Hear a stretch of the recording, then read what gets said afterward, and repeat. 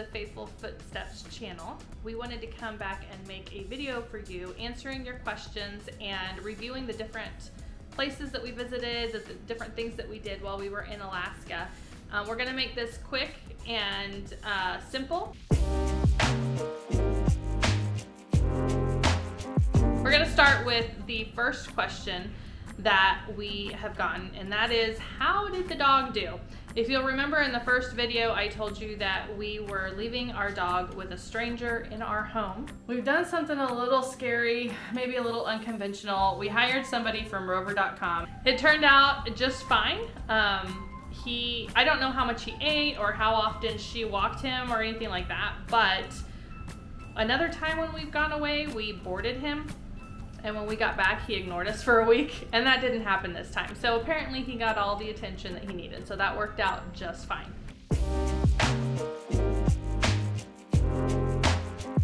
How would you rate Alaska Air? It was fine. I was a little worried before we booked our flight with Alaska Air, because I heard that the flight attendants would all have pronouns on a pin on their lapel or something like that, which is nonsense. But honestly, it was a great experience. The flights were smooth. Even the chairs were set up with everything that we needed for our electronics and charging stations and all the things. So I was disappointed with the new KC terminal. Yes. In Kansas City. The new airport was very, just not as welcoming as it could have been. Yeah. For building a brand new terminal, they could have done much better. Yep. But the flights, though, Alaska Air isn't responsible for the KC terminal. No. But yeah, the KC terminal was not great. Anything else about Alaska Air? I think it was fun. I mean, I expected more turbulence because we were flying over mountains and stuff, but they were pretty smooth flights. And they checked our carry-ons all the way through on the flight there, so that was nice.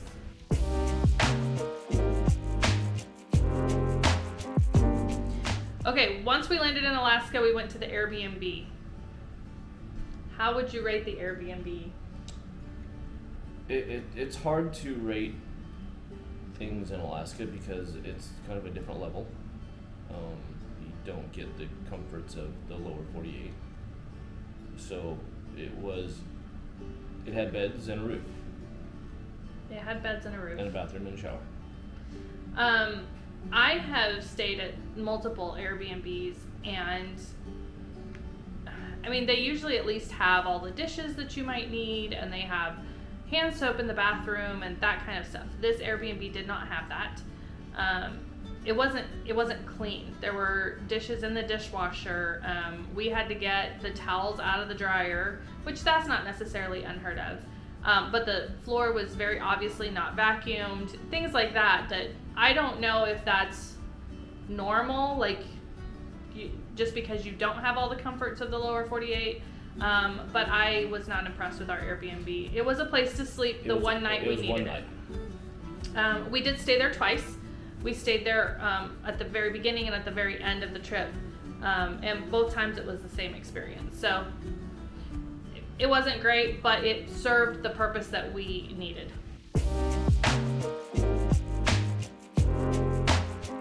Go North was the company that we used to rent our RV that we used. They were very friendly. They had everything ready to go as soon as we got there. They gave us a walkthrough of the RV.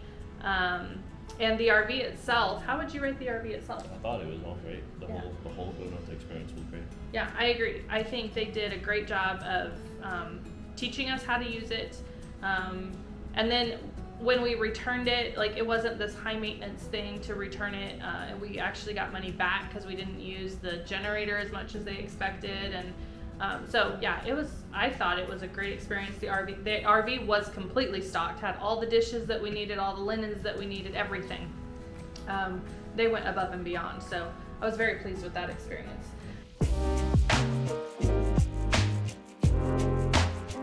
We don't really need to say anything else about the Dalton, but I did want to talk about the Arctic Circle campground that we stayed at. It didn't have, all of the amenities. There was no power, there was no water. But it was so isolated and so quiet, and there was a flat place to park. We had a picnic table. We had a fire pit, all the firewood we could want. And the outhouses weren't terrible, and they kept us from filling up the tanks on the RV. And I thought it was great.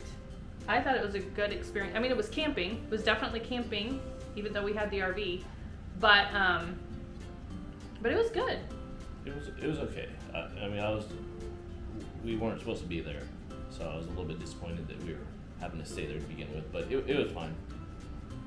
I think looking back, especially after going to Riley Creek Campground, and it was so busy at Riley Creek that the isolation was and quiet. Yeah, it was absolutely. pretty. Yeah. If we had been there a couple weeks later, the trees probably would have been fuller. But I enjoyed the time that we were there, and I think if we were to go back, I would want to spend a little more time in the Arctic Circle than we spent this time. Yeah. I already mentioned the what was it, the Yukon River Camp. Mm-hmm. They were fantastic. In fact, on our way back, we misplaced a sweatshirt that Micah had bought from them, and so we called them and were able to order another one. No problems, no issues. So they were just very friendly, very accommodating. Their website's not, like, you can't go shopping on their website, which I wish you could do that, but that's okay. We got to call them and actually talk to them. When we came back to Fairbanks, we did have to restock, and our Walmart experience at the first go around was great. We had been told to go to Fred Meyer instead of to Walmart. So the second time around, we did go try Fred Meyer, and I did not like it.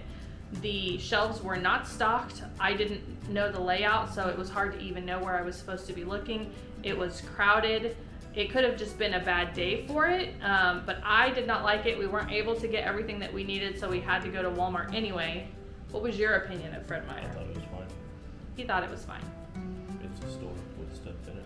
Yeah, the employees weren't as nice as they had been at Walmart. I actually enjoyed our Walmart experience much better. Then we drove to Denali, and the first stop was the Denali Boardwalk. And there are lots of stores on the Denali Boardwalk. They had a great pizza place. It's a typical tourist. It was very touristy. Some of the shops were very specialized, and then some of them were just like souvenir things. But we enjoyed it. We enjoyed our time there, and even went back toward the end of the trip. What did you think of the Riley Creek Campground? It was nice. We were there on the wrong weekend, on Memorial Day. It was packed. But it thinned out before we left. It did. It was fine. Very nice facilities. Laundry. Dump station, water. Yeah, there was no water at the sites, but you could go. They had a place where you could go fill up with water, and they had a dump station. No power. No. And so we could run our generator for certain time periods if we needed electricity. Lots of trails. A lot of trails. Very, very pretty. Very nice scenery. We got some great pictures of Riley Creek with the mountains in the background. If you had to purchase anything, it was very expensive. And like I said in one of the videos, that we couldn't harvest our own wood. We had to buy wood from them. Normally, I mean, that's not a big deal, but it was $11 for like 5 pieces of wood. So it was pretty pricey to buy the wood from them. I did buy a bag and something else. I don't remember what else I bought from them, but it was pretty expensive. But the campground itself was nice, but it was crowded, which I don't mind. He doesn't like crowds. I don't mind when there are other people around. Then we went on the ATV adventure. The ATVs were fun until they weren't. I think that's my assessment. What is your assessment of Denali ATV? Yeah, I definitely wouldn't do it again. I don't know that I'd recommend doing it once. It didn't give us any views that we didn't have already. it was very, very rushed. It was rushed. Very dusty. Very, very dusty. Very bumpy. Which is fine, but it just wasn't quite worth it. Yeah. And then I had the little accident on the ATV. I ran into Lauren.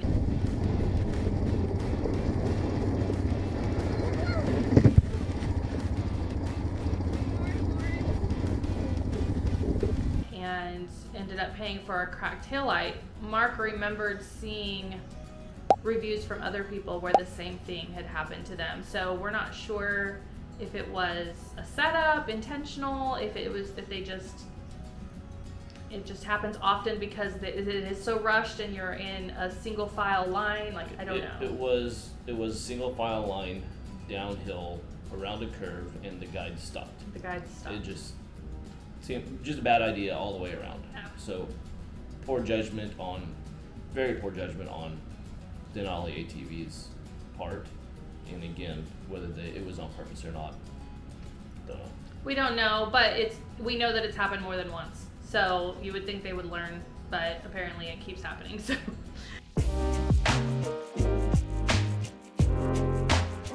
And then the last thing that we've had questions about is the Wilderness Express. And I think I would 100% recommend it. What did you think of the Wilderness Express train? It was great. Very comfortable way to see things that there'd be no way to see otherwise. Yeah. You can't control the weather, and so that's something to take into account. And you can't control if animals are out or not. On our way to Talkeetna, when we had Sterling as our host, we also saw the moose and we saw the bears. It was fantastic. Just great. Very, very nice. On the way back, the weather wasn't as cooperative. The clouds were covering a lot of the mountains. We didn't see any animals, and our host didn't seem to be as experienced as Sterling was, or as outgoing maybe. She wasn't bad, it just wasn't the same experience. But I think if we had only had that experience, the trip back, I still would recommend it because, like you said, it was very comfortable, a very comfortable way to see things that you're not going to see otherwise. Because you're not going to get the same, you might see the mountains from the road, but we got to see things that you wouldn't get to see from the road, so.